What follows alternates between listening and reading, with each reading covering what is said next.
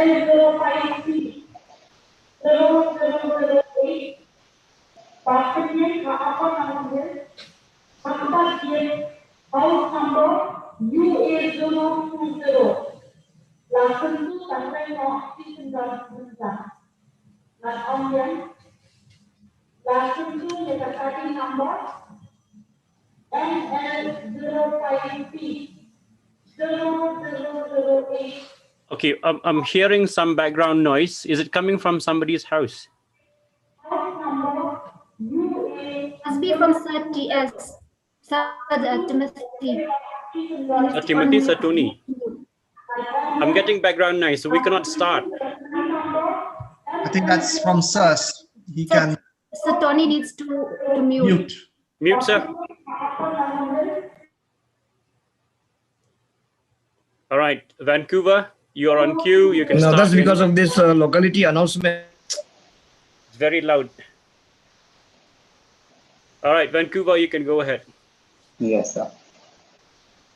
Good afternoon, everyone. I take this opportunity to welcome my esteemed professors, my colleagues, and dear students to this guest lecture on John Osborne's 1956 play, Look Back in Anger, which will be given by Dr. Cherry Khashien, Head of Department of Mass Media and Video Production, organized by the Department of English. I am sure all of you have seen the minimal yet very compelling poster for the event titled Unmasking Jimmy Potter, a Semiotic Reading. It's encouraging in a way to see quite a number of students participating in this meet today. And I know that it's almost impossible to run away from the earthly troubles that are chasing after us every day. But for a while, let us take shelter in what we know very well and we love so dearly, literature. Without taking too much of your time, I now invite Professor Tony C.L. Kharmujai, Head of Department of English, to deliver the welcome address.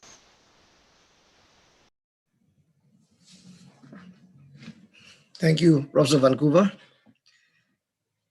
And good afternoon, my dear colleagues, Professor Cherry Khashien, the guest speaker of today's lecture, and my dear students. It is my great pleasure and privilege to be invited to deliver a few words of welcome to this special program that we are having today, organized by the Department of English of St. Andrews College. At the very outset, I would like to inform everyone that today the department is celebrating its 87th year of existence, having been established in the very same year like the college itself, way back in 1934. And the only difference is that we have been established only 5 days after the date of the college being established on 13 June. So today we are celebrating and commemorating this very great day in the history of the department by having this program for the first time. In my 34 years in college, I had not remembered a single time when we would have a program on this date, the 18th of June, like we have it today.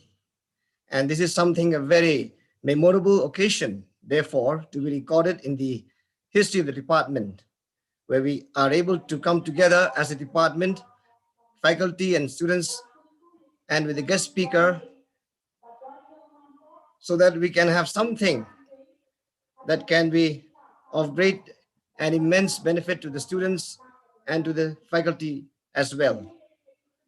And therefore, I have very great pleasure to invite into the program Dr. Cherry Khashien, who is my colleague and head of Department of Mass Media and Video Production of St. Andrews College. She has had a long innings in the college, and today she is venturing into our subject, trying to provide some insights into a very important topic that we have for this lecture, and that being from the play which is there in the honors course of our students of the third semester. It's a drama paper, and the play is by John Osborne, Look Back in Anger. And the topic has been given as Unmasking Jimmy Potter, a Semiotic reading. And from what I can gather, it will be an in-depth study into the systems of signs and symbols, especially having to do with communicative behavior through language, dress, clothing, behavior, and things like that. I believe, my dear attendees, that the students will find it very helpful for them, because in the very next semester, they'll be having this play in their course. So I'm very grateful to Professor Cherry Kharchiyeng for accepting our invitation to be the guest speaker in today's program. And as I have said, it is the first time that we are having a program to commemorate the birthday of the Department of English in the college. And I am sure that everyone will greatly benefit from attending the lecture and listening to Dr. Cherry giving out her insights and her studies into the subject with reference to this play in particular. It's not very long ago that we have had a program of this kind in the month of April. And again, the subject matter was on drama with reference to Shakespeare's clowns. And this time we are having something else that has to do with modern drama. And I believe, therefore, that it is something very, very important to indicate the way the department is moving. We are not only satisfied with giving classroom teaching, but we would also like to be involved in such research programs, research works. And that is the order of the day, I believe, in the academic world, where we have to continue to upgrade ourselves, to update our knowledge and learning of the subject in which we are in. Therefore, I really express my sincere thanks to Dr. Cherry Kharchiyeng that she has accepted the invitation. Of course, I would also here remember Professor Amanda Dongper, who has taken the initiative to contact Dr. Cherry. And I believe, therefore, that the time that we spend in this program today will really be of great help to every one of us, teachers and students alike. I also have great pleasure to invite all my colleagues of the department who might be listening from the comforts of their homes, that they can also be part of this program and learn in the same way as all the others who are there in the program. I believe that the students are already joining in, and that they will also have something to remember about this program and about the day that we remember as being the foundation day of the department. So without much ado, I have great pleasure to welcome all of you to this program, and I pray for God's blessings upon all that we are able to deliberate together with the guest speaker in our midst, and I wish her all the best. Thank you very much. Welcome to the program once again. Thank you, sir, for those heartening words of welcome.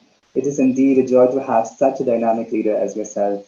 Now, coming to the heart of this event, I now invite Dr. Amanda Dongper, Faculty Department of English, to do the honors of introducing our guest speaker for today, Dr. Cherry Kharchiyeng. Ma'am Amanda, over to you. Thank you so much, Professor Vancouver. Welcome, everyone. Welcome, Dr. Cherry Kharchiyeng, our speaker. I take this opportunity to also wish my dear colleagues a very good afternoon, and our dear students. This talk is going to be extremely important from our conversation, our back and forth conversation with Professor Cherry Kharchiyeng. I could gather that it is important because it reminds us that the text is not sacred. The text is not placed on some mythical high ground.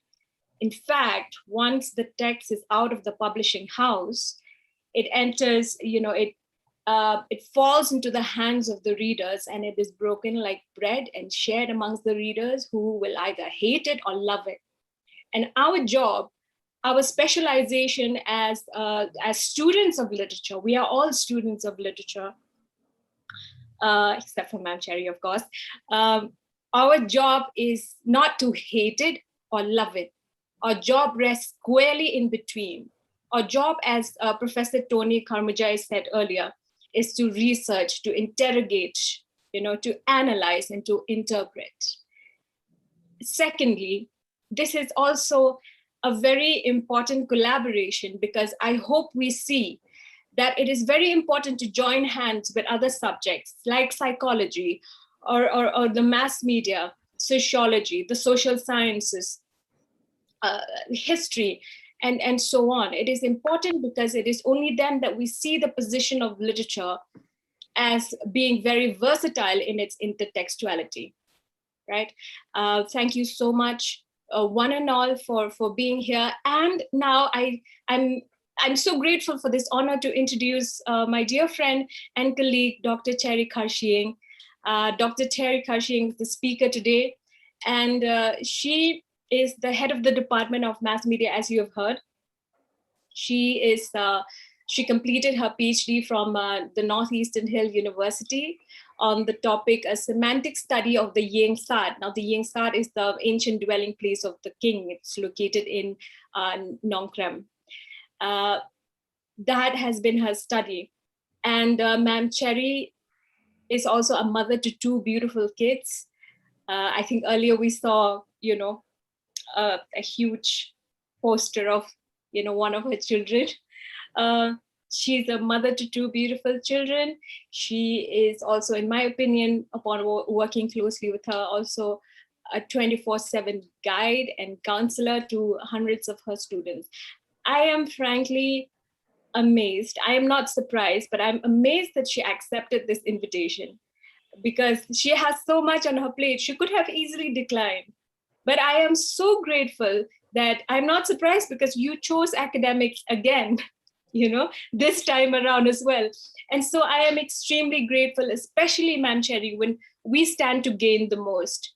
Thank you so much, for sparing your valuable time, for your preparation, your elaborate preparation. Thank you for being here, and I hand over the rest of the session to you. I wish you all the very best.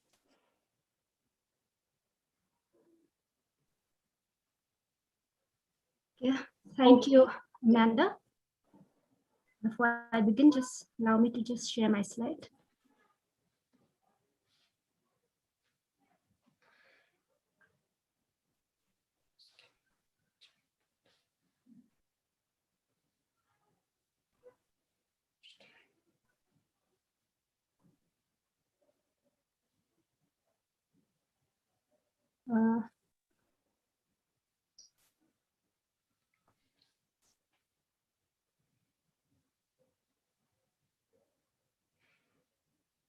Okay, can you see my slide? I'm getting a little problem. Yes, ma'am. We can see your slide, no problem. Do you see it on a slide mode or on the? Not yet. Not yet. Okay, now? Yes, it's Okay. up and running. Thank you. Thank you, Sir Tony Karmajai, Ma'am Amanda, Sir Jacob, Sir Wan Palatkar, and our very young colleague, Vancouver Shulai. He was a student, and now we're on the same side of the fence. Actually, I don't deserve all that kind of an introduction. Ma'am Amanda is actually one who exaggerates, and true enough, today she has exaggerated so much. The honor, the pleasure is all mine for you guys giving me that opportunity to venture into something which I have not done before. Okay, for me, semiotics so far, I have, reserved it only to the field of mass media, where I use it to analyze ads and films and television program. And of course, the Yeng Sat, like Ma'am Amanda had said. And this is the first time for me, which I am going to actually apply semiotics into the field of literature. So from that perspective, the honor, the privilege is all mine. And yes, on that note, I really want to congratulate the Department of English. 87 years in the game of education is no joke. Okay, we're only 25, and yet, we feel as if, the stress is going to get over us. But your department has been there for 87 years, if I remember correctly what Sir Tony has mentioned earlier. So congratulations. And without any further ado, let me just get on to the business at hand. And before I start talking straight away, there's a few disclaimer that I just want to warn you right from the very beginning. I just want to say and be very sure that my presentation today is not going to be on the literary devices of John Osborne, the writer who has written this play, Look Back in Anger, nor is it going to study or read into the dramatic effects, nor is it going to look even into the element of a play. So what is it then? Well, it is simply my attempt to study only one of the character of this play, and the central character, if I may say, and that is Jimmy Potter. For those who are familiar, I don't know how many of you are familiar. I'm hoping that most of you have read Look Back in Anger. You will notice that this play has only 4 main characters, and that is Jimmy Potter, Allison, his wife, Helena, her friends, Allison's friend, and Cliff, and one minor character, which is referred to in the play as Colonel, and who is Allison's father and Jimmy Potter, father's-in-law. So this play is not even going to look at all the other 3 major characters. It's going to focus strictly on Jimmy Potter. And yes, please note, as we progress with the presentation, you will notice that I've put certain highlighters there in red. Please note that they are those highlights did not appear in the text at all, and they are all just my doing for the sake of trying to draw your attention to something which is important. So again, in the world outside is, struggling with the pandemic. And by now we are all familiar with the government protocol. So in a situation when the government is telling us to mask up, okay, everybody don't leave the house without a mask. Here you have Cherry Kashing from the mass media department trying to unmask Jimmy Potter. Yeah, that's the title of my presentation. Unmasking Jimmy Potter, a semiotic reading. So I'm going to peel off Jimmy's mask one by one. I hope I'll be able to do that. Yeah. So let's get to it straight away. You all know that when John Osborne wrote the play Look Back in Anger in 1956, Jimmy Potter,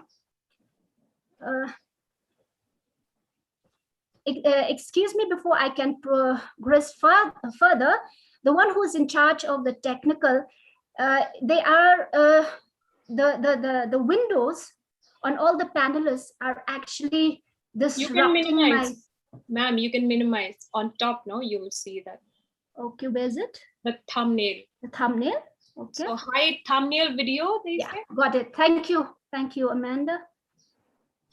Yeah, you're right. Okay, or maybe we can shift this side. Okay, that's better. Thank you, sorry for that. Yeah. Okay, let's begin again. When John Osborne wrote the play Look Back in Anger in 1956, the central character, Jimmy Potter, of the play, he was regarded as a spokesman of the post-war generation in Britain. He became a representative of the youth of that time. And I would go to the extent of saying that he was the original angry young man. There were critics who actually justified his anger by pinning it on the class differences which arose from his working self and his upper class wife, Alison. Then there were others who defended his anger, there were others who defended his anger because his life was monotonous and it was on a repeat mode of reading the papers, drinking tea, and ironing. Now, some other critics made attempts to hail this character as a hero for his unfiltered expressions of emotion and frustration in a culture that propagated unemotional resignation. Now, while in the 50s, Jimmy's bullying and misogynistic rants, if I can say, might have been interpreted as a bold stand against the complacency and the apathy. Maybe now, 50 years on, we need to revisit this character. And maybe it's high time that we now look at him with a different lens altogether. Now, to start with, he and his wife have been married for a little more than 3 years, and they don't have a child yet. Now, on hearing the news, of his wife's pregnancy from Helena, one would expect that a normal husband and father would jump with joy at that particular news. It's a happy news. But no, he did not. Not our Jimmy Potter. So what did he do instead? He screamed out, "I will tell you something. I don't care. I don't care if she's going to have a baby. I don't care if it has 2 heads." This appeared in Act 2 and page 111 of the play. Now, who speaks like this of one's unborn child? Such words are not outcome of a natural anger. They are an outcome of a rage, an unholy rage, that too, of an unstable character. Such outbursts, if you can agree with me, sure call for a reinterpretation of such a personality as Jimmy Potter. Like Ma'am Amanda had rightly stated when she said that when the texts leave the readers, it is up to us to actually, reinterpret it. And if we can bring in these reinterpretation, I think the richness of the text lies there. And that is what makes it a work of art. The more you can peel the different layers of the text, the richer it is, and that is what makes it an artwork. Now, my question is, shouldn't we then revisit this character again? You see, for those who hail Jimmy's anger as heroic because it represented the voice of many youths who were angry at the unemployment and social justices of post-war Britain. Now, well, let us consider for a minute another character, or I might say other characters of Osborne who were written to represent the angry young men of the 50s and 60s Britain. We have, Archie Rice, there he is for you, from the play The Entertainer. Then there is also Luther from the play by the same name, and another character, Bill Maitland, of the play Inadmissible Evidence. Now, for those who are familiar with these characters, you will notice that these characters were angry too, most of the time, but their expression of anger were quite different from that of Jimmy Potter. See, these characters were angry too most of the time, but the expression of anger very, very different from that of Jimmy Porter. Now to cite some example, let's see what Alison told her father, about Jimmy. She had a conversation with her father, the colonel, and this is what she had to say. Do you know what he said about mommy? He said she was an overfed, overprivileged old bitch. Okay, excuse the term, but it's not mine actually. A good blowout for the worms was his expression as it appeared in Act 2. Further on, Jimmy told Helena, Alison's friend, and later she became his mistress. Those who are familiar with the text, Jimmy said again the same B word, that old bitch should be dead in Act 2 of the play. Now, what is Alison's mother's fault? Because she belongs to the upper class society? Does one really deserve such insults because of the social strata one belongs to? In fact, Alison's mother is his mother-in-law, and by that virtue, she deserved all his respect, but no, not dear old Jimmy. Okay, so what must Jimmy be thinking at that time when such violent words were uttered? And then there are also Alison's narration to Helena. Those who have read the text will notice Alison told Helena that at first, when they got married, when Jimmy and Alison got married, she narrated how Jimmy and his friend Hugh would use Alison as a ticket to gain access to the cocktail parties and also gate crash, the weekend parties of the rich. Now, once inside these, elaborate parties, Jim and his friend Hugh would go on wolfing their food and drinks and smoking their cigars like ruffians. Now, don't we see a pattern of inconsistency here? If one envy the upper class society so much, then why not work hard to get close to that lifestyle? Now, logically speaking, how is being a freeloader going to solve Jimmy's problem?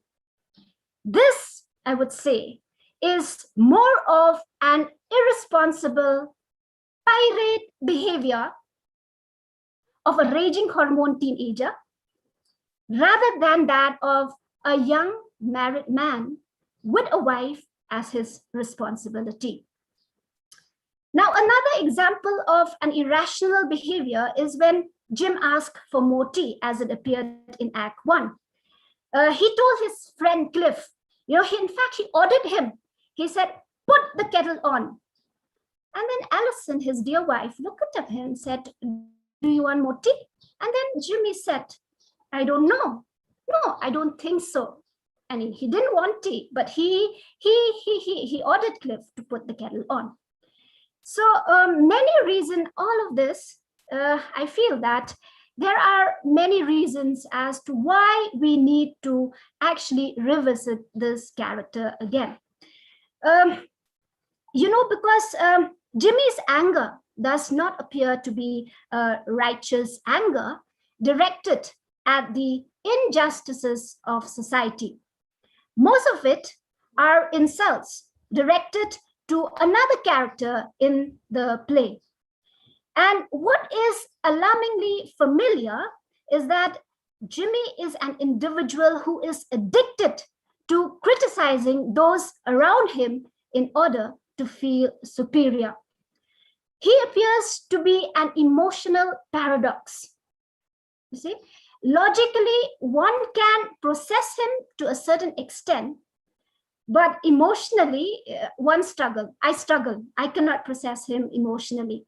So in short, he appears to be a dysfunctional personality. Now,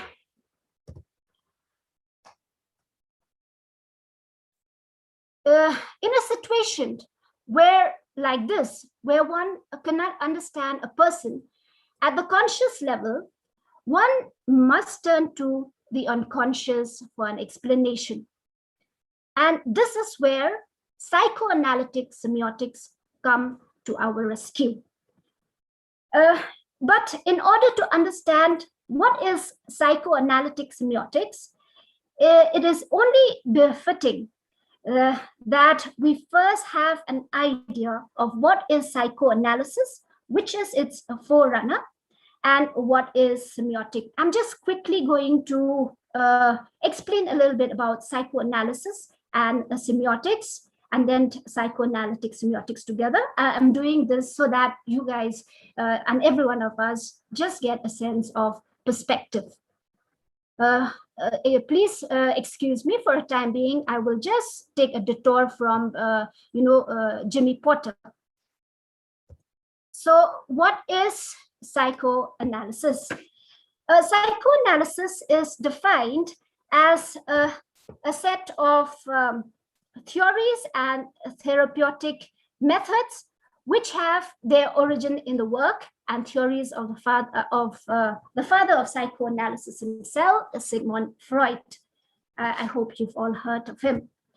The primary assumption of psychoanalysis is the belief that all people possess unconscious thoughts, feelings, desires, and memories. Psychoanalytic psychologists see psychological problems as rooted in the unconscious mind. Therefore, the aim of psychoanalysis therapy is to release repressed emotions and experiences, or in other words, to make the unconscious conscious. Now, according to Freud, according to Freud, the father of all of this, he said that the human mind is responsible in shaping the human personality. Now, Freud, he classified the mind as a composite of, let's see there. He classified the mind as a composite of the conscious mind, okay, the subconscious or the preconscious, and the unconscious. And Freud used this iceberg metaphor, and he said that the tip of the iceberg, okay, the conscious mind is just the tip of the iceberg. It's just a bit, but the rest of it lies hidden. Just like, a big portion of the iceberg lies hidden. So similarly, that is what happens to our mind. And then Freud said that, only 10% of the mind is responsible for our brain activity. The rest, 90%, lies hidden in the subconscious and the unconscious. And then Freud said, okay, if we refer back to this iceberg metaphor of Freud, if you notice here, if you look at the slide, he said that the conscious level, okay, at the conscious level, okay, that means that which we are aware, okay, all the time, are our thoughts and our perceptions. Then at the subconscious level lies our memories and our stored knowledge. Now, see, the conscious level is this. I am aware that I'm giving this presentation. So that is at my conscious level. And then the subconscious level, or the preconscious, according to Freud, says is that part of the mind which is unconscious, we're not aware, but then if we try hard enough, we can actually bring it to the conscious level. Now, if I ask all of you here, I'm sure that, there are 133 participants. Most of you are, teenagers, well beyond your late teens, 18 or 19. And if I ask this question, do you remember what did you do when you were in class 4 or when you were in class 2 or class 3? Most of you will give me a blank expression and will say, man, that is so long ago. Okay, how on earth do you expect us to remember what we did, 15 years ago? Well, let me tell you, according to the model of Freud, we don't really forget. we only think that we have forgotten what we did long time ago, that is because all of those memories are stored in our subconscious mind. But then if I push you and I tell you, okay, try, do your best to remember. Okay, come on, try, you can do it if you want to. If I pep you up and I say that, then maybe some of you, or maybe one of you would say, I remember when I was in class 4, I had, a small little crush on my teacher. You see? So then you're bringing that memory up to the conscious level. Okay, so that is what the conscious and the subconscious level is all about. Then deeper into the mind, okay, is the unconscious level, where, it's something which we absolutely don't remember. According to Freud, he says that at the unconscious level, what is being buried are our fears, our violent motives, unacceptable sexual desires, irrational wishes, immoral urges, shameful experiences, and even our selfish needs. According to Freud, we all have selfish needs. We all have irrational wishes. Okay, but we don't act on them. That is because all of these are being buried deep into the unconscious level. Okay. Then, if you focus here, okay, let's go back to this iceberg metaphor. If you notice, between the subconscious or the preconscious is the unconscious. Okay, and between the preconscious and the unconscious, you have what Freud termed as the it, the superego, and the ego. Okay, the it, the superego, and the ego. Now, what is the it? What is the superego, and what is the ego? The it. Let's start with the it. The it is the unconscious reservoir of drives and impulses derived from the genetic background and concerned with the task, concerned with the preservation and the propagation of life. It's all about survival. Then the ego, according to Freud, is a portion of the personality which is concerned with the task of reality, perception, cognition, and these executive actions. These are all the work and the tasks of the ego. The superego, on the other hand, within the superego lie the individual's environmentally derived ideals and values and the mores of family and society. In other words, the superego is our, internal moral censor. Okay, it is like the internal moral police. So these are the, and if we have to actually explain the it, the ego, and superego further, we would say that the it, okay, is that part of our mind which regulates our instinct. Okay, it is associated with our drives, with our instinct, with our urges, with our impulses. And the ego, on the other hand, it is it regulates our sense of reality. Okay, and like I said earlier, the superego is our moral police. It's our internal moral censor, so it regulates our sense of morality. And what goes on inside our mind, if we follow Freud's model of the mind, is something like this. The it would say, I want to do that now. I want that forbidden fruit and I want it now. And then the superego would say, no, that's not right. That is a forbidden fruit.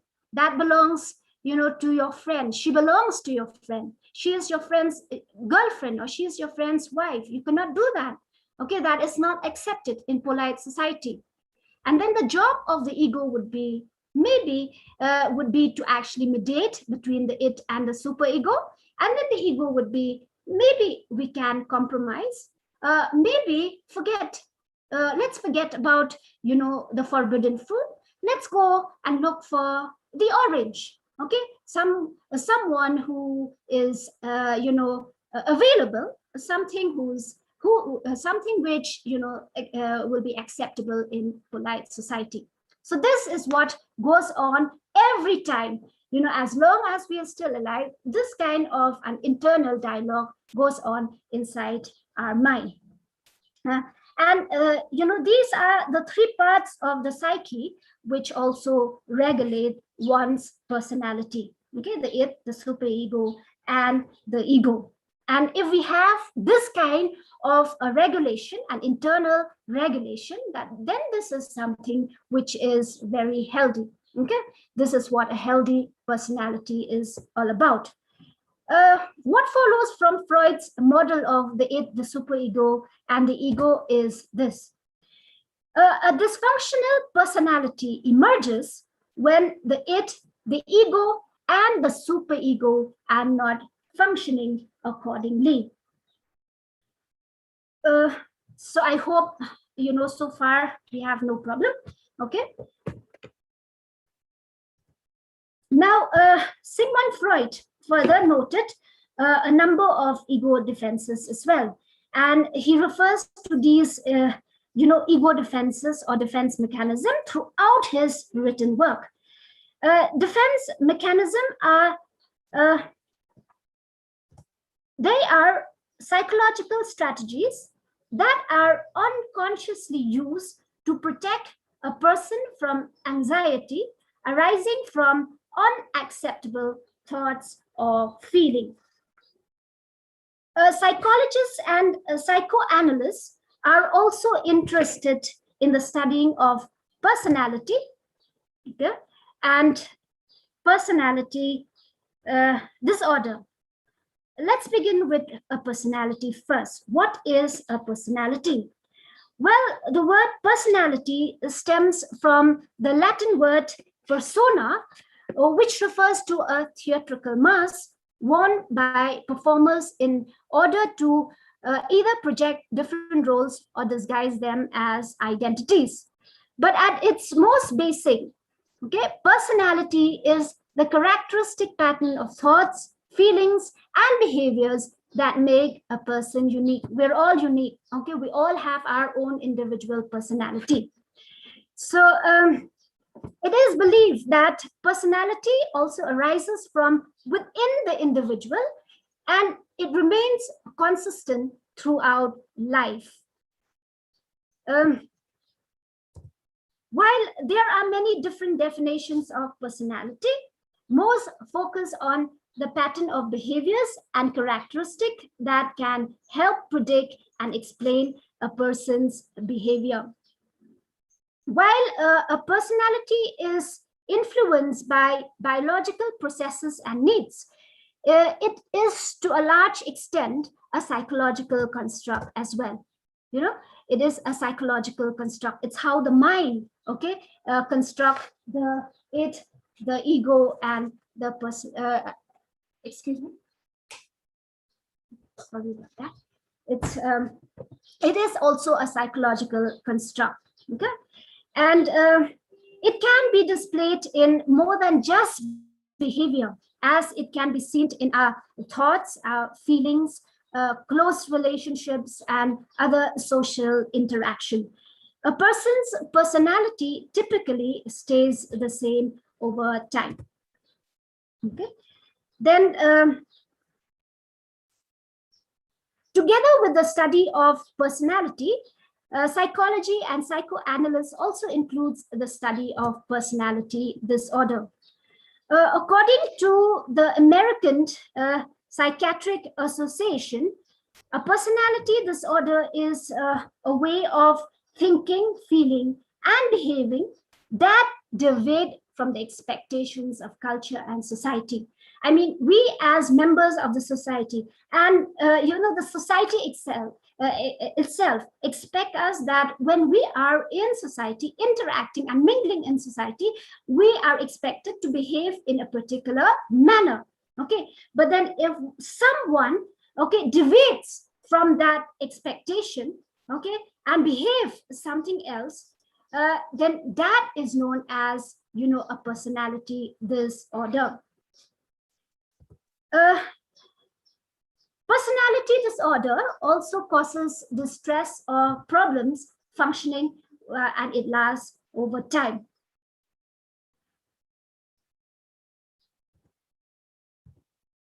Personality disorders are also long-term patterns of behavior and inner experiences that differs significantly from what is expected.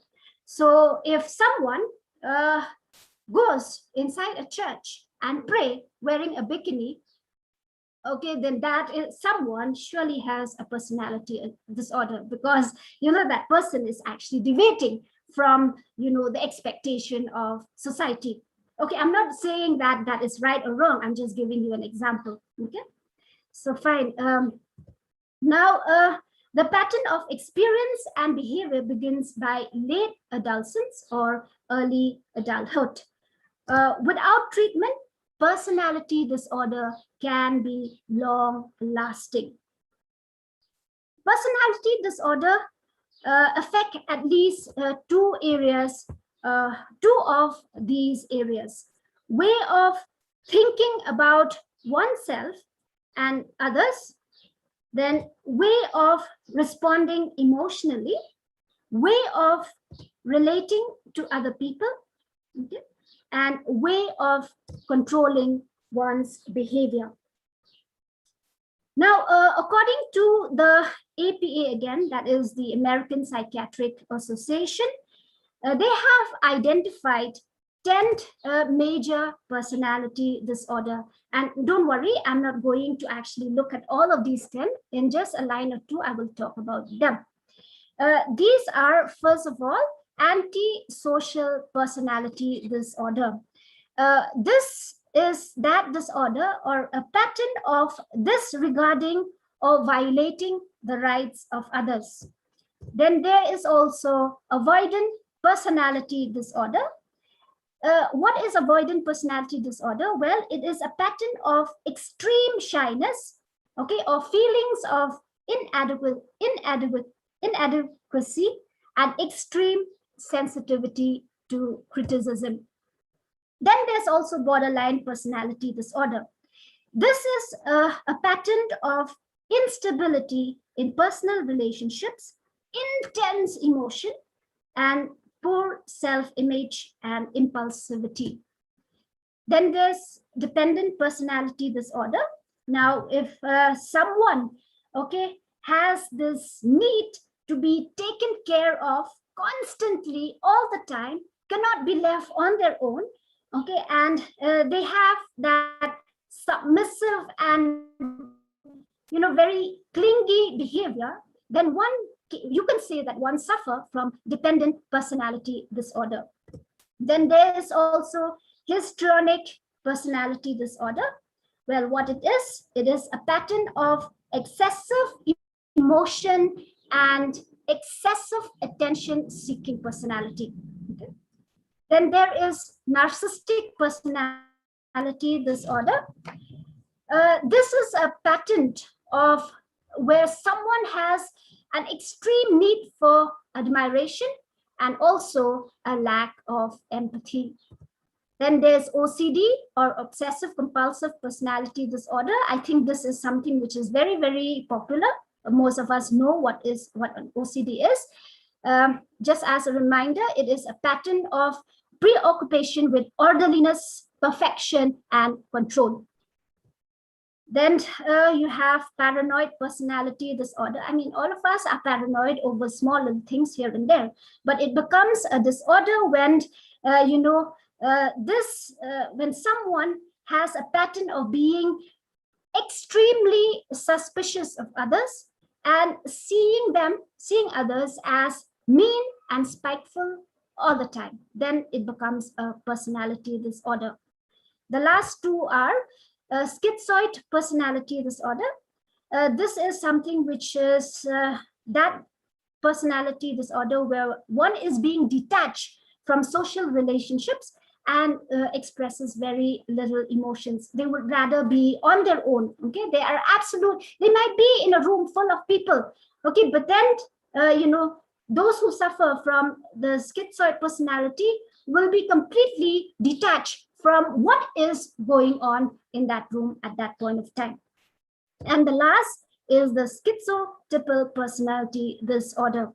This is a pattern where someone is being very, very uncomfortable in close relationship, and they are someone who have a very distorted way of thinking and a very eccentric behavior.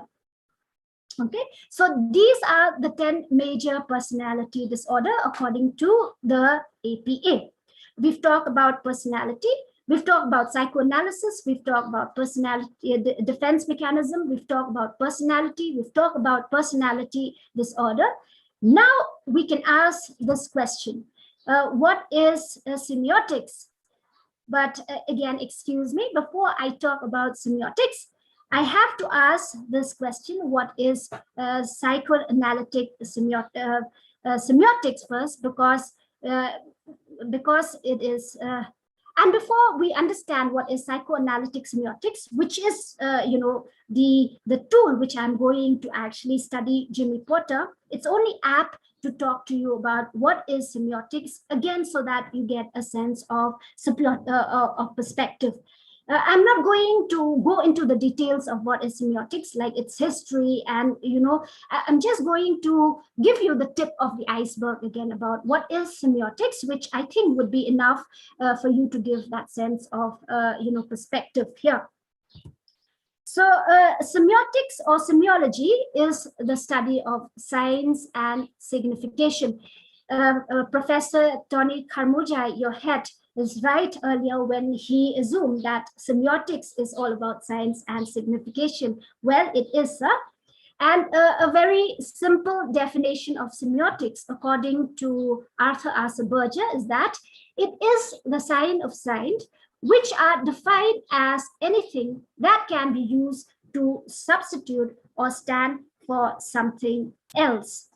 Now, semioticians are interested in how meaning is created in a text. In addition, semioticians use the notion that meaning is connected to relationship and that texts generate their meaning in part by setting up a hidden structure of opposition that help us find what the text mean. This is called the paradigmatic analysis, and it is the work of Claude Lévi-Strauss. Let me just explain in a line or two what is the paradigmatic analysis. Okay, to simply put it, it's like you look at opposites. Okay, what you have black. What is the opposite of black? It is white. So then you study white, and then you would arrive at the meaning that black is all that which is not white. Okay, and then you have opposites, like you have a girl and a boy. So in order to understand a girl, you study a boy, and then you come to the conclusion and say that a girl is not like a boy. Okay, so that, in very, very raw form is what the paradigmatic analysis is all about. Then we cannot talk about semiotics if we don't question what is a sign. So regarding to what is a sign, semioticians have offered different explanation, okay, and different categories that makes up what is a sign. According to Peirce, Charles Sanders Peirce, he defined a sign as something that stands for something else to somebody and which is meaningful to that somebody. Now, for example, just to explain what Peirce meant.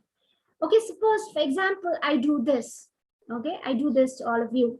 Okay, now, for those of you who understand that this means heart, then this is a sign for you. But then those of you who are not familiar with this, okay, then it is not a sign at all. Okay, so meaning and familiarity is very important in order for a sign to be a sign.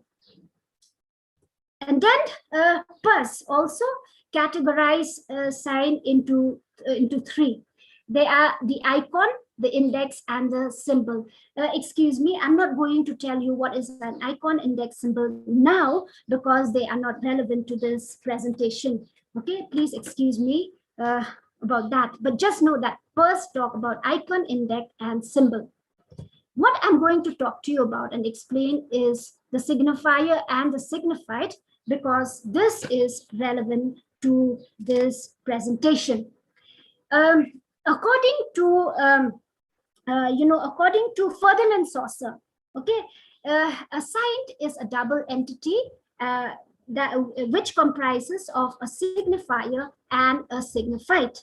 While the signifier or the signifying, one and the same, is the acoustic image, the words, the sound, and also the mental sound pattern.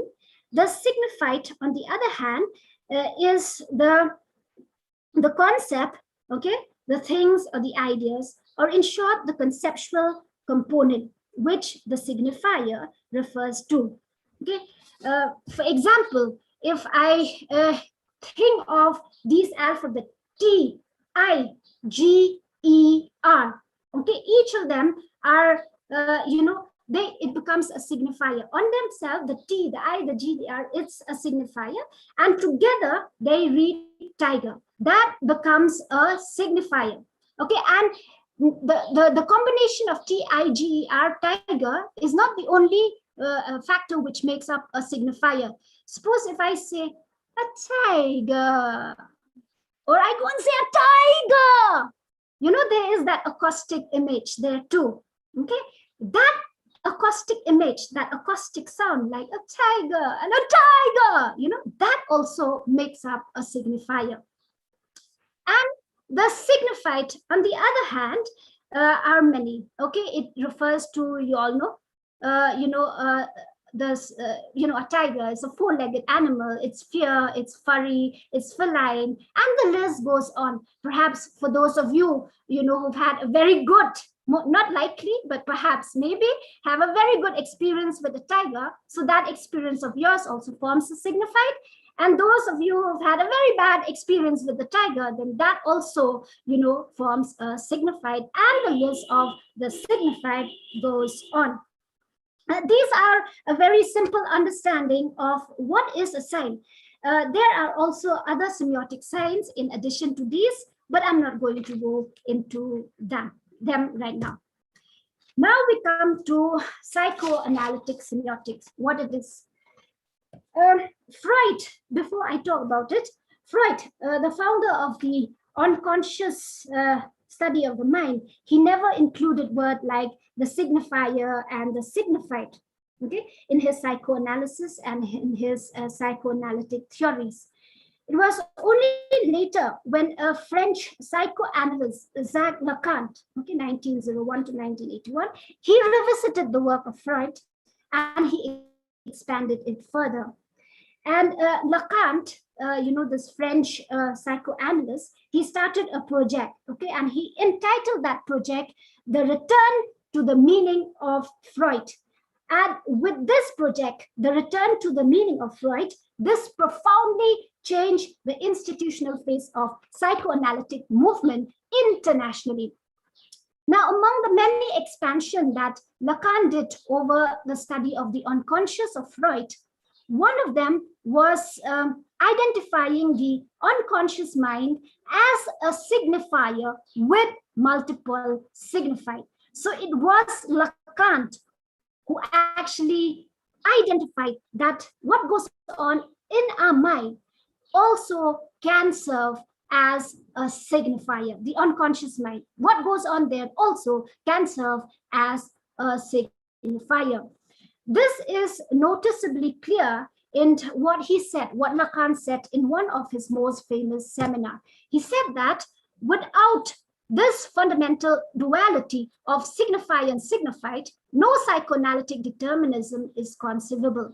The material linked to the old conflict is preserved in the unconscious as a potential signifier, as a virtual signifier, and then captured in the signified of the current conflict and used by it as a language that is a symptom.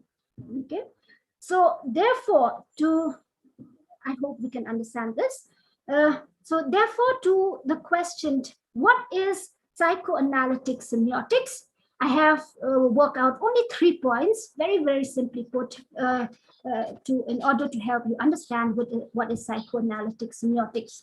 First of all, it is considered a particular area and discipline in semiotics, which aims at the unconscious dimension of the subject. Okay, so if psychological projection provides a mean of translating inner thoughts into outer expression, then psychoanalytic semiotics ought to try to show from a very, very close analysis of such expression what these inner thoughts are. Now, after all, I hope by now you've understood that all activities of the mind are a form of semiosis. That is the process that involves science to produce meaning. Okay? Now we come to the heart of this presentation and why we all gathered here and what I'm going to do. Okay, now I will make some attempt, okay, to apply psychoanalytic semiotics to the personality of the character of Jimmy Porter.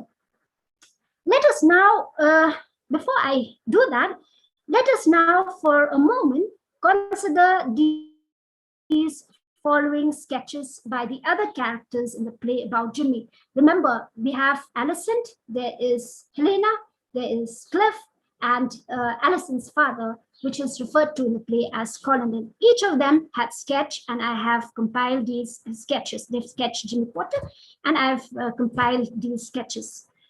Okay, for example, the first one, let me begin with what Alicent sketch or work out Jimmy to be. She said, "Really, Jimmy, you are like a child." Okay. Then Cliff, his friend, said, "Hey, you horrible man." Then Alicent again said, "Jimmy's got his own private morality, as you know, what my mother calls it, loose. It is pretty free, of course, but it is very harsh too," in Act 1. Then in addition, Cliff, his friend, said, "That hurt, you rotten sadist." Then Helena, Alicent's friend, said, "Either he learns to behave like anyone else and looks after you, or you must get out of this madhouse, this menagerie. He doesn't seem to know what love or anything else mean." Then Helena again said, "Listen to me." She advised Alicent, "Listen to me. You've got to fight him. Fight or get out. Otherwise, he will kill you." Then Helena said, "Oh, for heaven's sake, don't be such a bully. You have no right to talk about her mother like that." Then Helena, at this point in Act 2, got very angry with Jimmy. She said, "If you come any nearer, I will slap your face." Okay. Then Colonel, Alicent's father, said, "He really does hate us, doesn't he?" he asked his daughter, to which his daughter Alicent replied, "Oh yes, don't have any doubts about that. He hates all of us." And then the final sketch, Alicent said, "Some people do actually marry for revenge. People like Jimmy." Now, when one analyzes these sketches, one will realize that Jimmy is being sketched as a very complicated and negative personality. Complicated because on one end of the spectrum, he is like a child. And then on the other end, he is someone who marries for revenge. Amidst these sketches, a consistent pattern of a very inconsistent personality emerges. In addition, he does not know how to behave like anyone else. He doesn't seem to know what love means. He is a bully, a sadist, and he provokes the other character in the play to the point of them wanting to slap him and fight him, because if they don't, he might kill them. From the psychoanalytic semiotic point of view, all these behavior traits are important signifiers because, as Lacan said, okay, explained, a system of signifiers, a language, has certain characteristics that specify the syllable, the usage of the words, the locations into which they are grouped. This condition, what happens in the unconscious down to its most original fabric. The unconscious, this means what we can draw out of what Lacan said is this: the unconscious is fundamentally structured, woven, chain, mesh by language. This means that in order, this is important, okay, please pay attention to this. This means that in order to derive meaning into the unconscious of a person, one must resort to the person's use of words and behavior which are at the conscious level. In other words, if we have to use psychoanalytic semiotic to search for a meaning to the personality of Jimmy Porter, we will have to analyze the language and the behavior of Jimmy at the conscious level, which will unravel to us what lies hidden in his unconscious. So, who is Jimmy Porter now? We've already established this. He is an angry character with emotional instability. He insults and he verbally abuses. He seems to be able to identify more with negative emotions like anger and revenge than positive emotions like love, care, and kindness. His wife does not feel safe around him. And how do we know this? We know this because, in Act 1 of the play, we discovered that his wife, Alison, was already pregnant, but she dare not tell him for fear that he would resent it. So clearly, she does not feel safe around her own husband. And by his own declaration, okay, by Jimmy's own declaration, he said, living night and day with another human being has made me predatory and suspicious. And I find this very, very funny indeed, because Jimmy is not the first man to live with a wife, and certainly not the last. Okay, not all married men are predators, okay, because they must live with their wives. Okay, so I find that very, very funny. And then we found out that when his wife was not looking, he rummages through her private things, everything, trunks, cases, drawers, bookcase, everything. And why did he do this?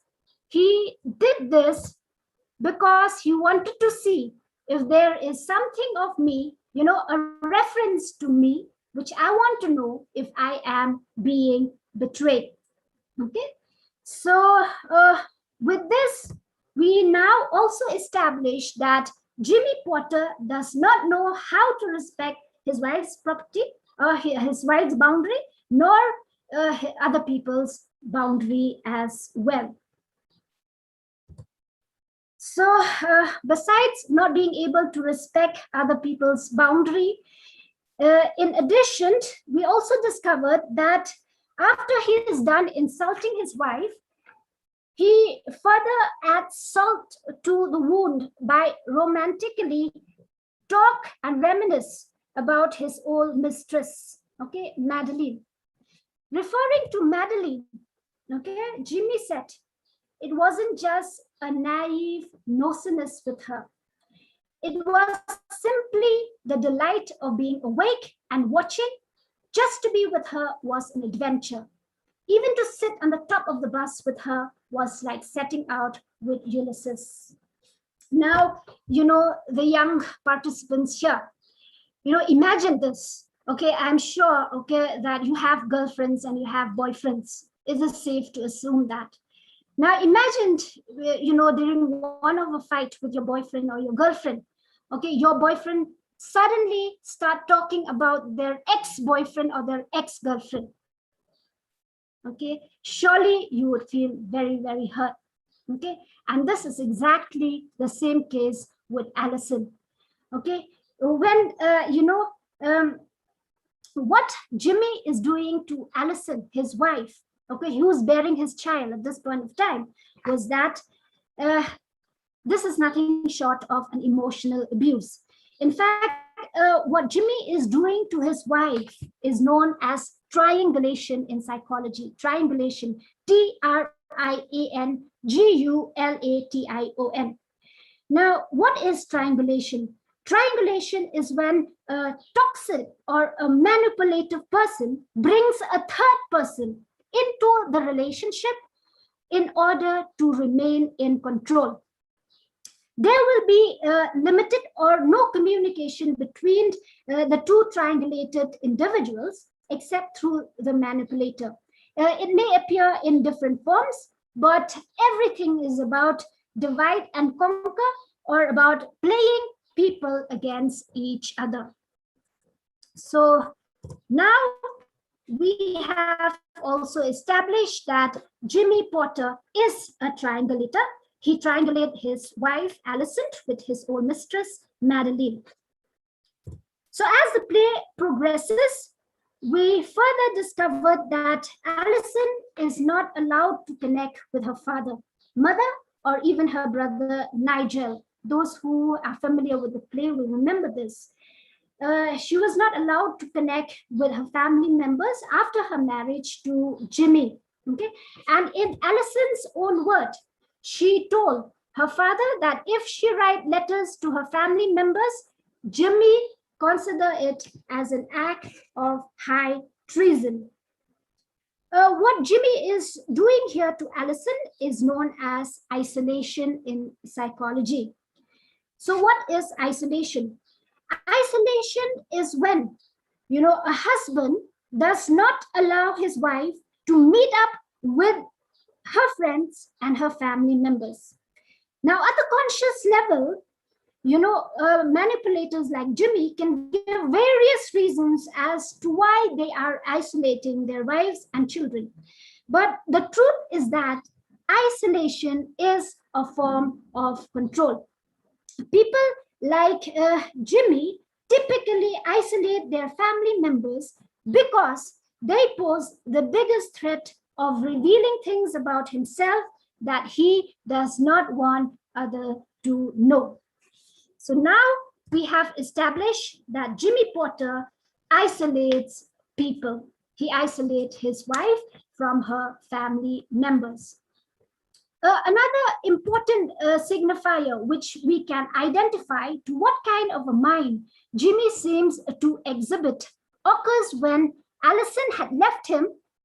And believe it or not, for those who are not familiar with the text, when Alison left him, he took up Helena, Alison's friend, as his mistress. So during one of his romantic moments with Helena, he told her, either you are with me or against me. Now, to a casual reading of this text, these words can appear to be very innocent and insignificant, right? Either you are with me or against me. They appear to be very innocent and significant. But I tell you, to a semiotician, they serve as a powerful signifiers which points to what psychologists identify as a black and white thinking. Black and white thinking is also known as splitting, S-P-L-I-T-T-I-N-G. Now, what is this black and white thinking and what is this splitting? It is the tendency to view the world mostly in extreme of all or nothing. All or nothing. It is a binary thinking in which one narrows one worldview into either or terms. Okay, nothing in between. Black and white thinking is classified as a cognitive distortion. Mind you, it is a cognitive distortion by the American Psychological Association. And, most people are guilty of occasional falling victim to this thought pattern. There are some of us for whom, but it becomes a problem when the black and white thinking is the norm. This is not good because splitting will prevent a person from celebrating the flaws of their loved ones, by categorizing them into an all good category or an all bad category, nothing in between. It will also cause the person who is affected with the black and white thinking to be hypersensitive to criticism. But more importantly, it will make the person suffer professionally in the sense that that person will be quick to abandon their job when they hit a roadblock, even minor ones. Now, I hope we are no longer surprised that, we discover in the term, we discover in the play that in terms of employment, Jimmy had tried many things like journalism, advertising, vacuum cleaning before his current job of running the stall. So now we established that Jimmy also has a black and white thinking or splitting. Now his black and white thinking is also the cause of his hypersensitivity to criticism. Now, for example, when Alison mirrors, that is, she copied, his behavior at a point of time when she cannot tolerate his insults anymore, she mirrors his, behavior. And she insults him back, by saying that, oh yes, we all know what you did for me. You rescued me from the wicked clutches of my family and all my friends. I would still be rotting away at home if you had not ridden up on your charger and carried me off as it appeared in Act 2. Believe it or not, but Jimmy's hypersensitivity led him to return Alison's 5 lines. In the text, this mirror of Alison is only 5 lines, okay? But what did Jimmy do? He returned her 5 lines with a mind-blowing 40 lines, paid back insults and abuse, not only to Alison, but her mother as well. And Alison's mother is not even part of the frame at that moment. 40 ranting and abusive lines to Alison's 5 line. You can do your own maths, you see? So for Jimmy, only Jimmy is allowed to insult others.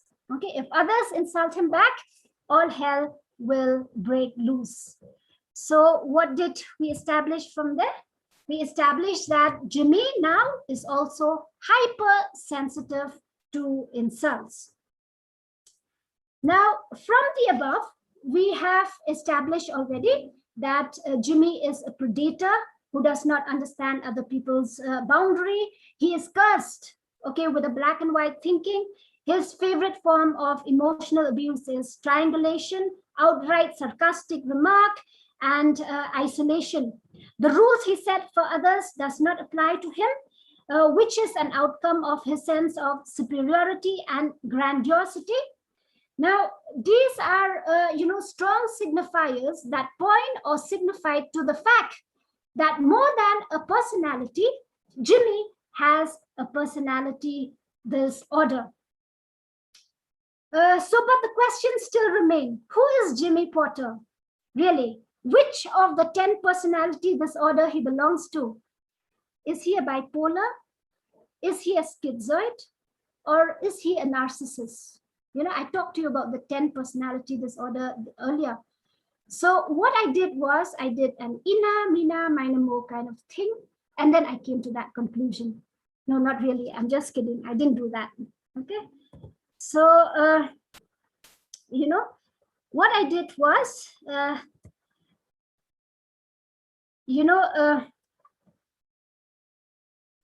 second.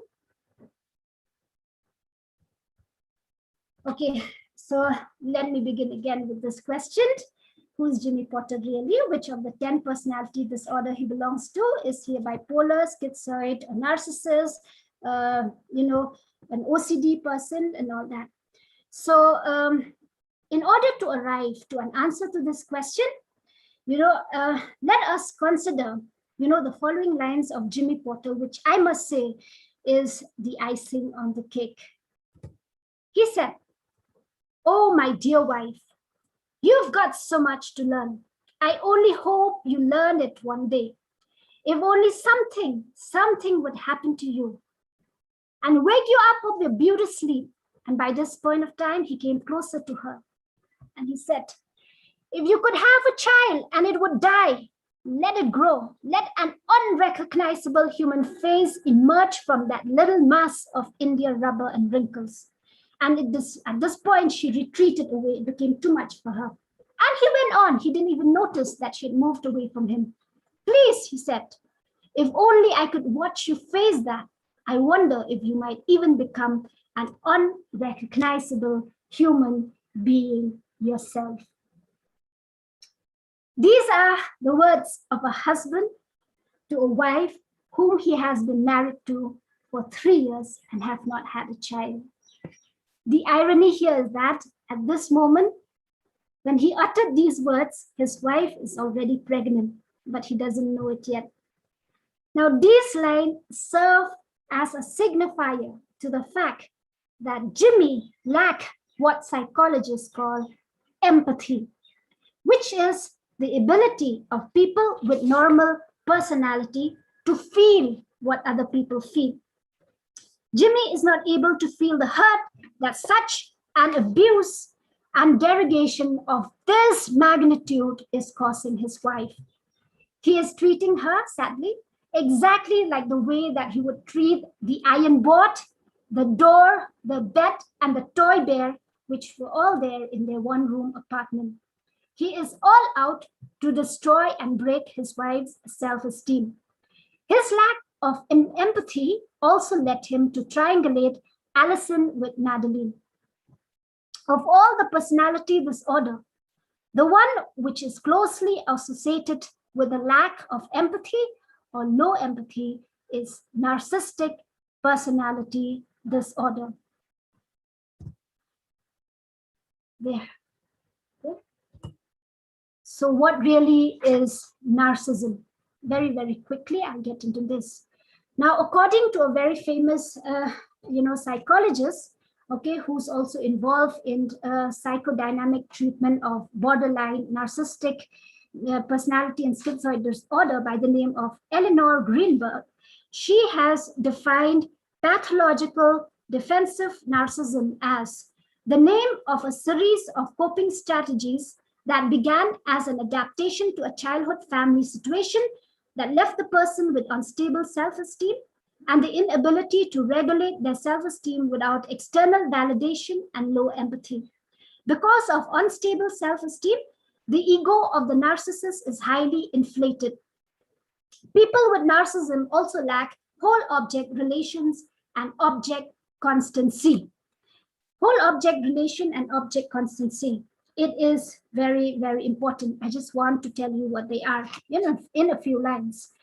Whole object relation is the capacity to see oneself and others in a stable and integrated way that acknowledges both the other person's good and bad qualities. Object constancy is the inability to maintain a positive connection to someone that you like while you are angry, hurt, frustrated, or disappointed by his or her behavior. You see, whole object relation is the inability of someone to see a person as a composite of good or bad behavior. Okay, a lack of whole object relation and object constancy makes someone who suffers from this personality disorder look at someone in terms of black and white. They only see them as either good or bad, nothing in between. That is what whole object relation is all about.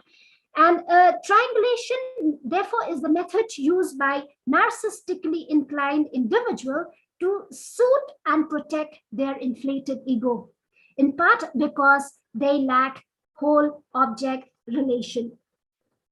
Then Eleanor Greenberg also said, the main qualities that define a malignant narcissist from the more common exhibitionist narcissist is that the malignant narcissists get most of their narcissistic supplies by destroying other people's self-esteem and happiness. Now, instead of exhibiting themselves to an admiring audience, malignant narcissists get sadistic pleasure from dominating other people and causing them harm. And that is why Cliff sketch Jimmy as "you rotten sadist." Then, in addition to the lack of empathy, a narcissist is also characterized by what psychologists call a narcissistic rage, which leads them to fail interpersonal relationship. Not anger, mind you, the word they use is rage. Narcissistic rage occurs when the negative feedback that a narcissist receives causes great discomfort and their defense mechanisms are activated. At minimal, the rage associated with narcissistic injury ranges from mild irritation to outright physical attacks. At minimal, some will gaslight, deflect, project, verbally assault, and disengage. Now, depending on the severity of the injury, others can even become physically aggressive, which makes them incredibly very, very dangerous.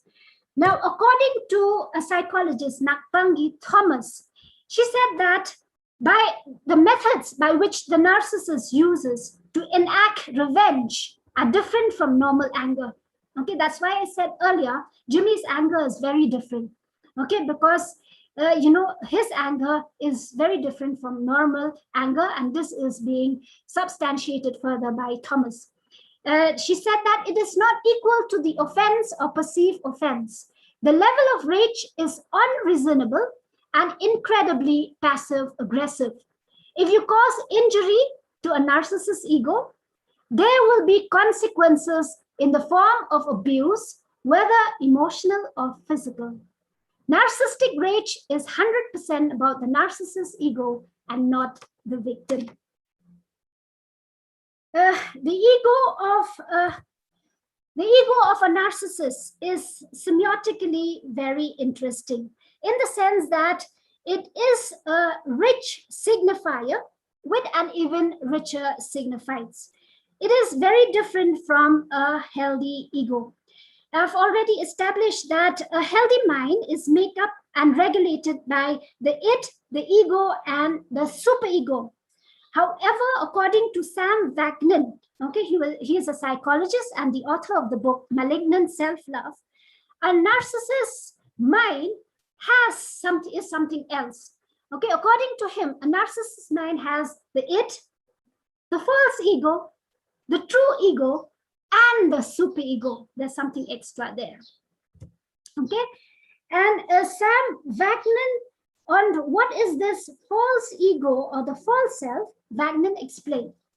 It is true that even healthy people have a mask. Okay, all of us, we wear a mask, right now I'm talking to you, so I'm donning the mask of a presenter or a teacher, okay, and not the mask of a mother. So all of us, from that perspective, we all have a mask or a persona, according to you, which they consciously present to the world. Okay? But these are a far cry from the false self, which is mostly subconscious, depends on outside feedback, and is compulsive. Wagner said, the false self is an adaptive reaction to pathological circumstances, but its dynamic make it predominate, it devour the psyche, and it prey upon the true self. Thus, it prevents the efficient, flexible functioning of the personality as a whole. Okay? Now, this should explain to us why narcissism is a personality disorder. Okay? It is because the mind of a narcissist is not psychoanalytically in the right place. Now, Freud said that our ego operates partly at the conscious level and partly at the subconscious level. But in the case of a narcissist, their true ego, okay, which is weak, dilapidated, and overshadowed by the false ego, is at the unconscious level. But their false ego, okay, or their false self, which is dominating and strong, it operates at the subconscious level. Okay, I'm winding up now. I'm getting close to ending. And the narcissist ego is completely submerged. Okay, it all has to do with the mind. Now, the pre-conscious and the conscious parts are detached from it by early traumas, and the narcissist ego is completely submerged. The pre-conscious and the conscious parts are detached from it by early traumas, and they form the false ego. In healthy, normal people, ego functions as strictly internal processes. But in the narcissist, the ego function are imported from the surrounding. You see, a narcissist does not have a personality. So what the ego does is, or what the narcissist does is, he actually appropriates or he imports that personality from the world outside, from the popular media, from films, from television, from the books that he reads, and from his or her observation of what expected behavior is supposed to be like in polite society. That is what a narcissist does, according to Wagner. Okay, so a narcissist tends to fuse and merge his mind and his milieu. He regards significant others and sources of supply, as mere extension of himself, and he appropriates them because they fulfill crucial internal roles. As a result of the significant others, the narcissists are perceived by him to be sheer internal objects, devoid of an objective, external, and autonomous existence. The narcissist's behavior is indicative of a severe pathology which lies at the heart of his psyche, which deforms all his mental processes. Then, Sam Wagner further said, he also explained further that a narcissist is possessed of a particular gift. Okay, and that gift is that a narcissist is possessed of an uncanny ability to psychologically penetrate others. That means a narcissist is able to actually comprehend what another person is thinking at that particular time, and what that person expects, okay, psychologically. But the sad thing is that this gift is often abused and put at the service of the narcissist's control, freakery, and sadism. The narcissist uses it liberally to annihilate the natural defenses of his victims by faking empathy. So now, do we still wonder now why a narcissist hurt people around him, or break the law, or violate accepted morality, causes fear to those whom they proclaim to love, and get pleasure from all of it? Do we still wonder why a narcissist can never accept blame? They tend to deny flaws in themselves because they have this grandiose sense about themselves. Okay, their false self is full of grandiosity. They tend to deny these flaws in themselves, and they put the blame on others for their own personal shortcoming and mistakes. So in the final analysis, in addition to their unhealthy ego development, Sam Wagner further stated that narcissist is besieged and tormented by by a sadistic superego. You remember the superego? I talked to you earlier. I said that it is our internal moral censor. It's our internal moral police. But a narcissist superego is different. Okay, it is very sadistic. And this sadistic superego of a narcissist constantly sits in constant judgment. Okay, now these sadistic and disparaging inner voices that constitute the superego cannot be appeased, and they relentlessly target the narcissist. And this is why narcissists cannot stand external noises, because there is so much noise inside their head. And let me remind you, those who are familiar with the text will remember that Jimmy loves to play on his musical instrument, but he cannot tolerate it when he hears the church bell. Okay, that's because there's so much of inner voices inside his head. Now, my own conclusion is this.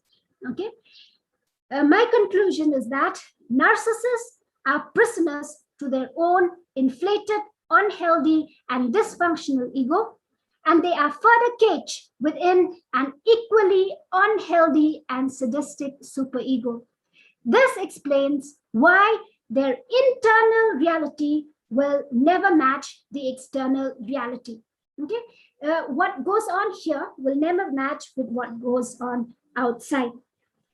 And a narcissist is a creation of an unhealthy narcissistic caregivers who brings up a child in a traumatic and abusive environment. So therefore, one final signifier that points out to which personality disorder Jimmy belongs to lies in his own self-confession when he said, "You see, I learned at an early age what it is to be angry and helpless, and I can never forget it. I knew more about love, betrayal, and death when I was 10 years old, a very formative age, than you will probably ever know all your life."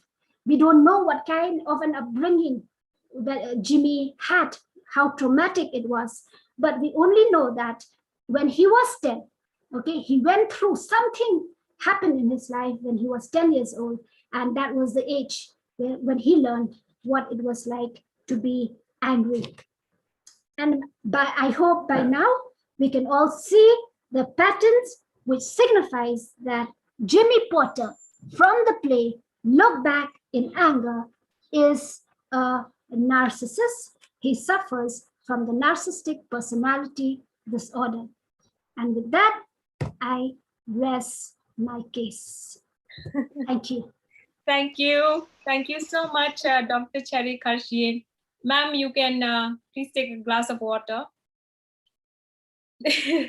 Thank you so much, ma'am, for that. I wasn't exaggerating when I said that ma'am has made an elaborate preparation.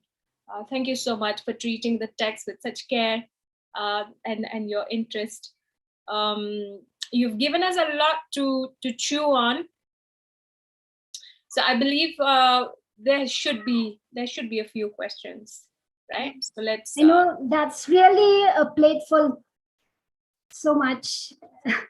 All right, students, you can put your questions in the chat box. Okay, please put down your questions in the chat box. And meanwhile, maybe I can ask some of our colleagues to interact with Dr. Cherry Kharshian.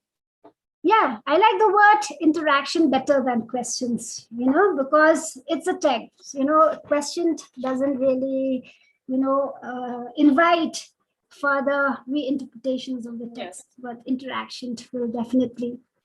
So students, you can place your opinions, a line, a thought, anything, okay? Okay, so our colleagues. Student, before you really start giving me your thoughts and your opinions, thank you. That I know that's a long presentation. I had 60 slides, and I am so surprised that even till now a good 119 of you are still there. So thank you for being so patient with me. Okay, any one of our colleagues. Ma'am, while we wait for them, maybe I would just like a clarification, okay? So as students of literature, we study symbols, right? So we look at the symbolic significance of, say, the ironing board or the smoking pipe or the newspaper, or, a plethora of them in Look Back in Anger. So there would that mean that we have been looking at things semiotically without realizing it? Yes. Okay. Very much possible. I'll tell you, semiotics, is everything. Semiotic, you can, what doctors are doing, when you think about it, it's semiotics there. Okay, because they study the symptoms, and the symptoms aside, okay, they point to a sickness. Okay, the symptoms are not the sickness, okay, but they are something which points to the real thing. So in that way, there's semiotics there. And then when you think of a cop, a policeman especially the one who investigates a crime. He studies signs. You know, the sign, you know, maybe a broken glass, a knife, they're not the crime. Okay, but they are symbols which actually point to the real crime. So there's semiotics there. Okay, and when you think about it, you know, we as human beings, we are a pattern, we are a pattern seeking, you know, species. Whether we realize it or not, but we are always seeking for patterns. The difference is that some do it consciously and some do it unconsciously. We don't realize it, but we look for patterns. And the moment we are searching for patterns, you know, in our everyday life or wherever it is, we are already, you know, by default being a semiotician. We are already applying semiotics there. So yeah, coming back to your question, Ma'am Amanda, you are perhaps, you know, doing, because when I was doing my research, I have noticed, I have come across, you know, different research on, you know, this particular, you know, book, and look at reviews and all that. I've noticed that some were already, you know, titling their reviews and their interpretation as the symbols in the play Look Back and Anger. And then I thought to myself, well, they're already getting into semiotics there. You know, they're studying the animal symbol there. There are many animal symbols there, you know, the tiger, the bear, and so on and so forth. So they're studying that and they're looking at them as symbols. You know, so for you're right there when you said that you're already getting into semiotics without realizing it. Yes. Okay. All right. Thank you, ma'am. I think you can see the comment there. From one of our students, Chingthan Siam Tonsing. At the end of the play, we see there seems to be a resolve between Alison and Jimmy. Jimmy seems to be empathetic. What does this mean for their future? Okay, I got it. I'm going to take this. I am so glad. Thank you, Ching Thiang Siam Tonsing. Okay, for you know, for us, for making, it's not really a question, for making an observation.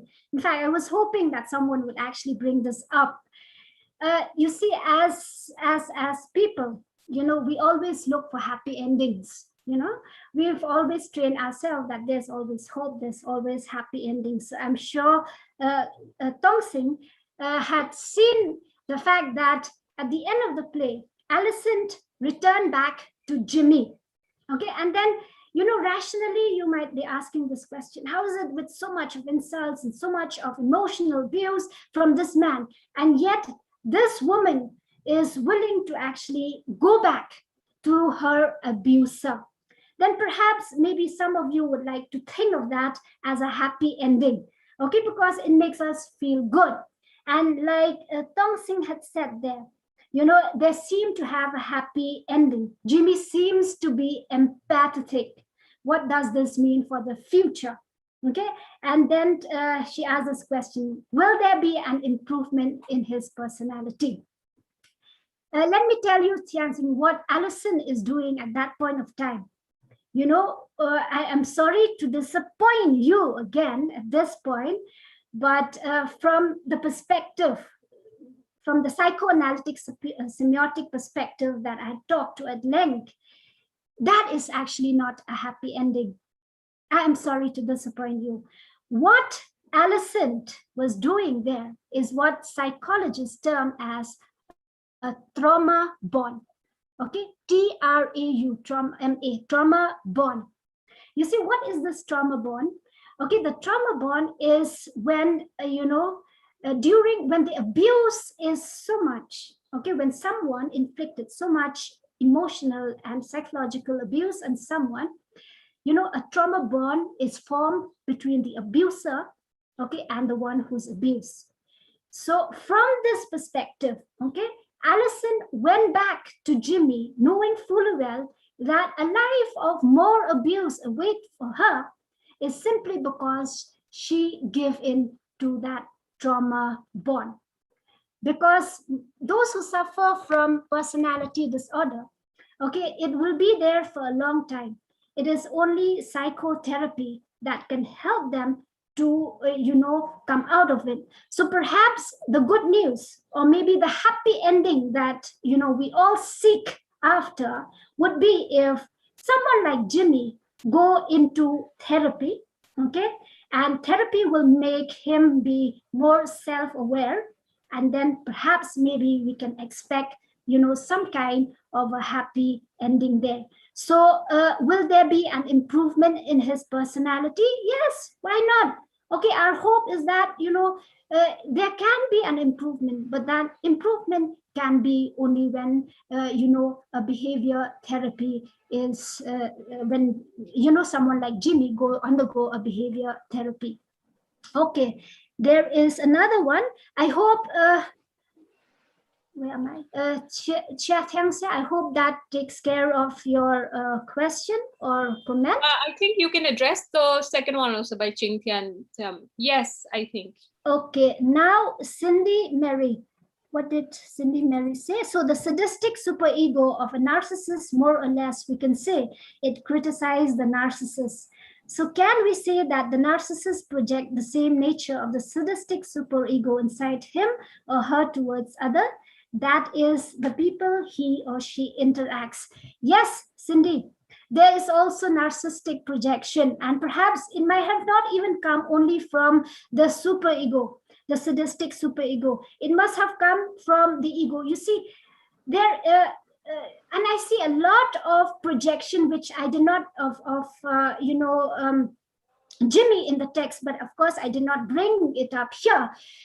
Jimmy, he accused Cliff of being black-hearted, of being evil. And he uses so many expletive words to actually describe Cliff. In fact, that is known as a projection. Jimmy was projecting his own behavior onto poor Cliff. Okay, I'm sure we do not see any evidence that Cliff in the text had an evil heart or a black heart, and nothing of that sort. In fact, when Alison got hurt and she burned herself, it was Cliff who went and helped her out. It was not Jimmy.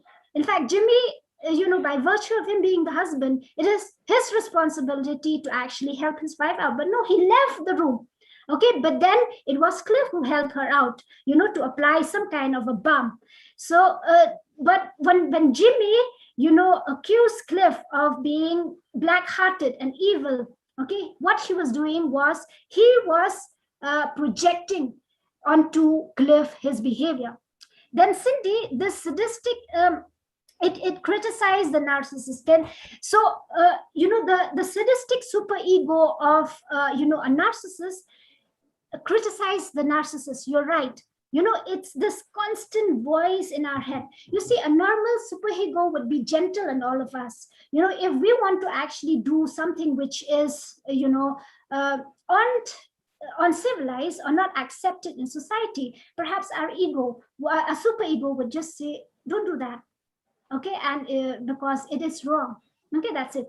But according to Sam Wagner, the superego of the narcissist would actually condemn the narcissist, put him to shame, okay, and would be very sadistic on him. And this explained why, another fact which I've not brought here, that is, narcissists will always go through a narcissistic collapse.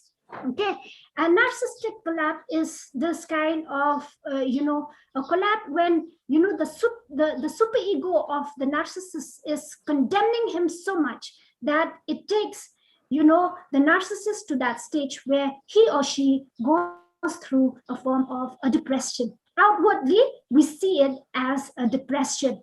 Okay, but then inwardly, it's actually the sadistic superego of the narcissist at work. Right. Ma'am Cherry, I think we can quickly, in a few lines, maybe address one or two of these questions, and then I think we have to wind up because there's another program that is going to be. Okay, I don't know which one. Was Jimmy Potter?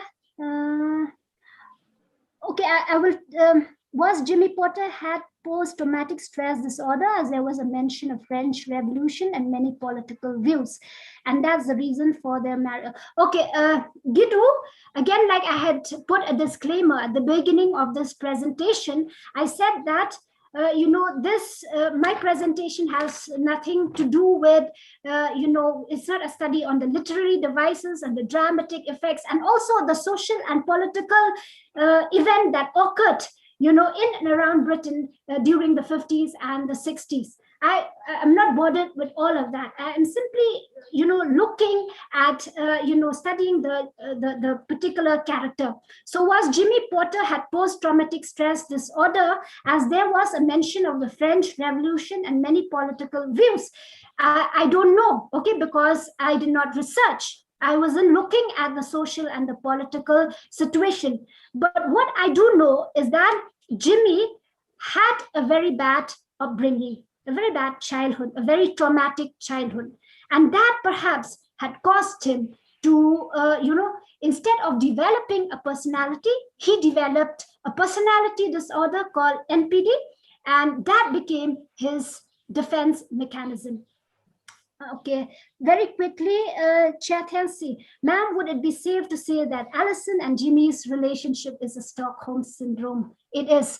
In fact, the post-traumatic, the trauma bond, which I had mentioned earlier, is this Stockholm. Another word for the trauma bond is the Stockholm syndrome. Okay. Then, which one? Shruti, to what extent is Jimmy's childhood responsible for his personality and his perception of women? To a large extent. Shruti, to a large extent. Okay. And that is why, bringing a child is not a child's play. Okay. Bringing up a child is so, so important. And I'm saying this from the psychological point of view, especially that period. Okay, the formative years, between 6 to about 11. That is actually the period. It is known as a formative period, and that is the period which actually shapes one's personality. If anything goes wrong in that particular period, there is this high chances, that instead of developing a healthy personality, the child might just, formed a very unhealthy defense mechanism, and that becomes a personality disorder. Okay, Shruti, I hope that helps. Perhaps, ma'am, if it's okay with you, we can address Gidu's question. Gidu Boro, who asked whether there's a post-traumatic stress disorder, as there's mention of French Revolution. Yeah, I did. Yeah.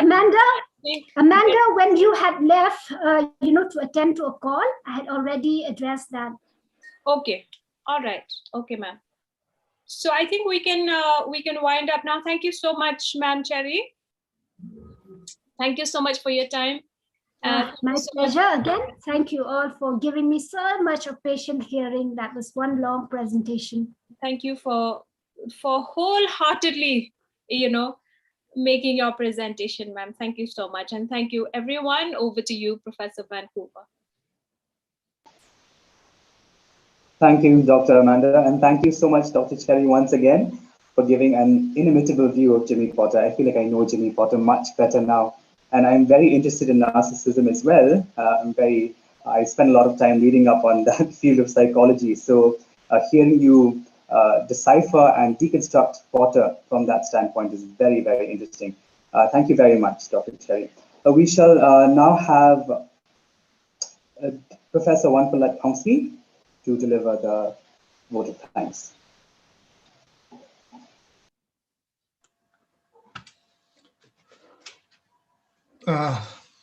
I'm here to present the vote of thanks on behalf of the department. I would first like to thank our dear principal, Reverend Brother Albert Longley Dakar, who's always been very supportive of the department in whichever initiative that it takes towards, enhancing the learning process of each one of us, and especially our young students. My special thanks also goes to our guest speaker of this afternoon, Dr. Sherry Karshieng, for that very insightful journey into a study and unveiling of Jimmy Porter. Like she says, the unmasking of Jimmy Porter. Thank you so much, ma'am, for that insights. And I believe that our students have greatly benefited from your talk and your discussion. Ma'am Sherry is the head of the Department of Mass Media and Video Production from St. Anthony's College. I would also like to thank Professor Tony Karmujai, our head of the Department of English at St. Anthony's College, who always, spearheads such events that we take up as a department. And I would also like to thank Dr. Amanda Tongper, who initiates all this program that we have just had. She was the one who suggested the name of our resource person. And thank you also, Professor Tongper, for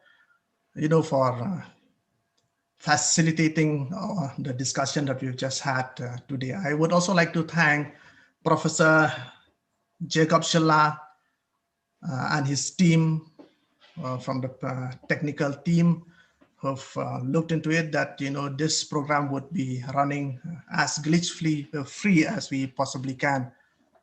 And my thanks also goes to our MC for this program, Professor Vancouver Shulai, the faculty from the Department of English, St. Anthony's College. And my thanks also goes to all our esteemed colleagues from the Department of English. And finally, the last but not the least, to all our dear students from the Department of St. Anthony's College. Thank you for being here in this program. And I hope that all of you have greatly benefited from the discussion and the talks that you've had from our guest speaker for this program. So once again, I thank you all. Thank you. Thank you, sir. Professor Tony, Professor Jacob, if there are any announcements.